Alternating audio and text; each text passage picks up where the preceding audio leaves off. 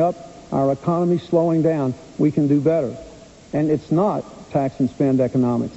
It's invest and grow, put our people first, control health care costs and provide basic health care to all Americans, have an education system second to none, and revitalize the private economy.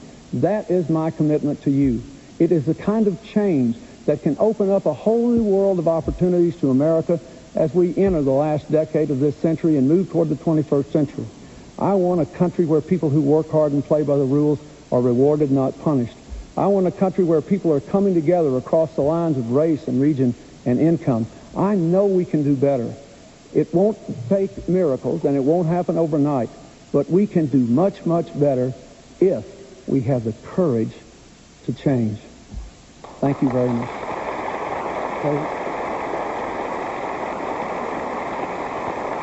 President Bush, your closing statement, sir. 3 weeks from now, two weeks from tomorrow, America goes to the polls, and you're going to have to decide who you want to lead this country to economic recovery. On jobs, that's the number one priority, and I believe my program for stimulating investment, encouraging small business, brand new approach to education, strengthening the American family, and yes, creating more exports is the way to go. I don't believe in trickle-down government. I don't believe in larger taxes and larger government spending. On foreign affairs, some think it's irrelevant. I believe it's not. We're living in an interconnected world. The whole world is having economic difficulties. The U.S. is doing better than a lot. But we've got to do even better. And if a crisis comes up, I ask, who has the judgment and the experience and, yes, the character to make the right decision? And lastly, the other night on character, Governor Clinton said it's not the character of the president, but the character of the presidency. I couldn't disagree more. Horace Greeley said the only thing that endures is character. And I think it was Justice Black who talked about great nations like great men must keep their word.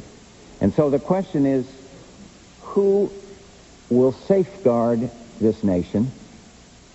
Who will safeguard our people and our children? I need your support. I ask for your vote. And may God bless the United States of America.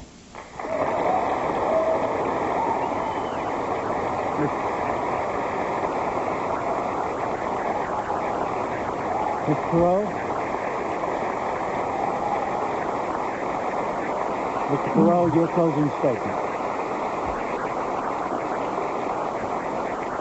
Mr. Perot, your closing statement, sir. To the millions of fine, decent people who did the unthinkable and took their country back in their own hands and put me on the ballot, let me pledge to you that tonight is just the beginning. These next 2 weeks, we will be going full steam ahead to make sure that you get a voice and that you get your country back.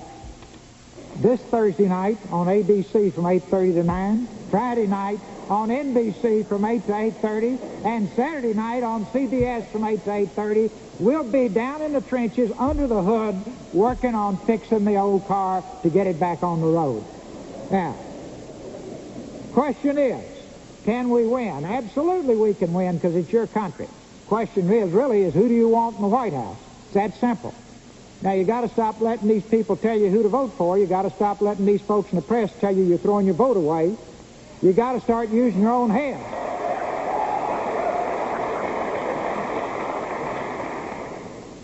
Then the question is, can we govern?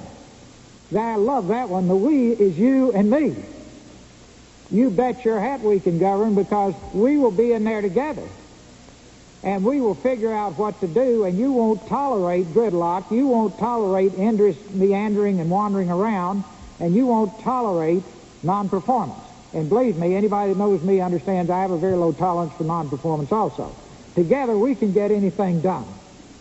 The President mentioned that you need the right person in a crisis. Well, folks, we got one, and that crisis is a financial crisis. Pretty simply, who's the best qualified person up here on the stage to create jobs? Make your decision and vote on November the 3rd.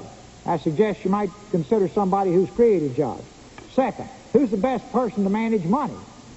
I suggest you pick a person who's successfully managed money. Who's the best person to get results and not talk? Look at the record, make your decision. And finally, who would you give your pension fund and your savings account to manage? And last one, who would you ask to be the trustee of your estate and take care of your children if something happened to you? Finally, to you students up there, God bless you. I'm doing this for you. I want you to have the American dream. And to the American people, I'm doing this because I love you. That's it. Thank you very much. All right, my thanks. Mr. Perot. Thank you, Mr. Perot. Thank you, Mr. President. Thank you, Governor Clinton, for being with us tonight and the previous debates. Thank you to the panel. The only thing that is left to be said is, from Michigan State University in East Lansing, I'm Jim Lehrer. Thank you and good night.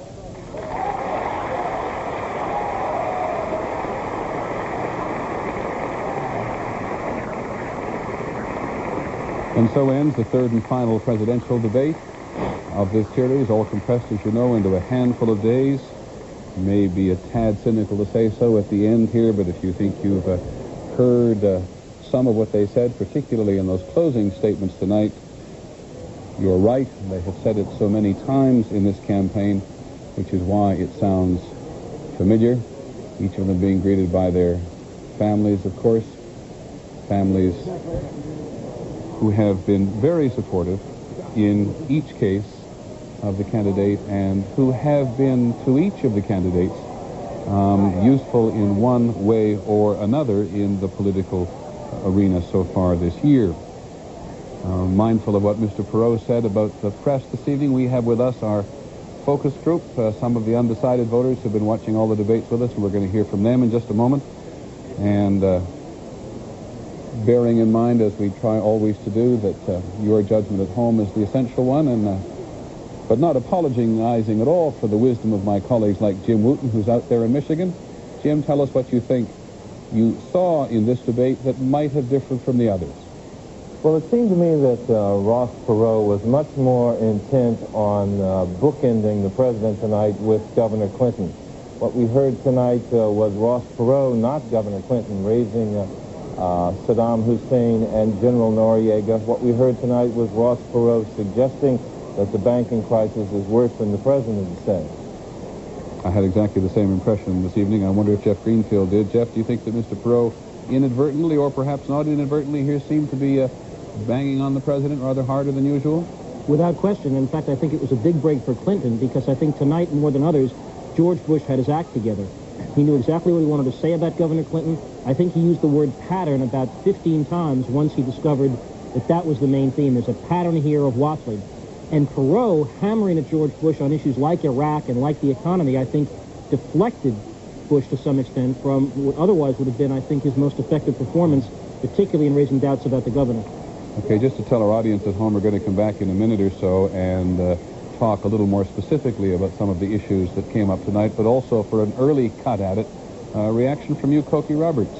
I think it was the president's strongest night. And keep in mind, Perot also got in some licks against Governor Clinton, saying that the experience in Arkansas was like saying that a corner grocer could run Walmart, that it was irrelevant. The president also really did get off some strong points by talking about what it was like when Jimmy Carter was president, the Democratic Congress. Some of the young people here were surprised to hear about those 21% interest rates. They have student loans to pay off. Okay, thanks very much, Cokie Roberts. Jim and Jeff will be back in just a minute. That, of course, has been one of the questions for this entire campaign. How much of the past is relevant to the voters of today? Is the president successful when he campaigns against Jimmy Carter?